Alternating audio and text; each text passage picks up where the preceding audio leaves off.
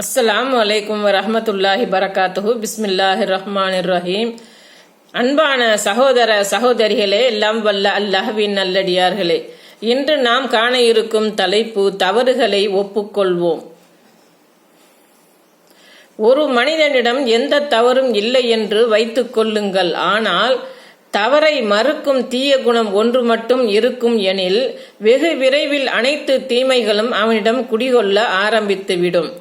ஆம், ஒருவன் தான் செய்த தவறை ஒப்புக்கொள்ள மறுக்கும் மனநிலைக்கு தள்ளப்பட்டு விட்டால், அவனது உள்ளம் அதை சரிகாண ஆரம்பித்து விட்டால், எல்லா தீமைகளும் சர்வ சாதாரணமாக புகுந்து அவனை நாசப்படுத்திவிடும்.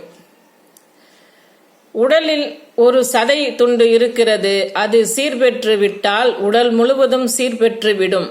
அது சீர்குலைந்து விட்டால் முழு உடலும் சீர்குலைந்து விடும்.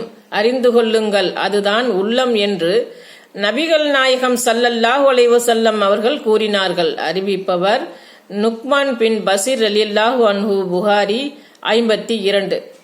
ஒரு காலத்திலும் தவறை ஒப்புக்கொள்ள மறுக்கும் நிலைக்கு நமது உள்ளத்தை ஆக்கிவிடக் கூடாது.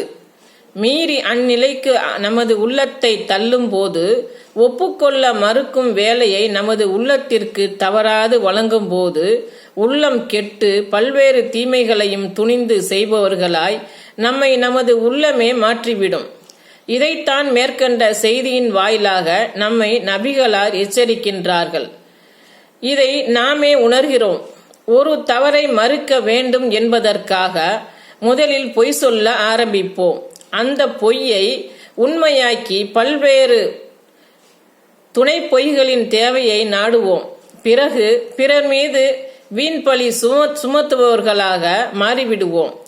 ஆரம்பத்தில் இதை செய்ய நாம் மனது உறுத்தினாலும் காலப்போக்கில் இதற்கு பழகிவிடுவோம்.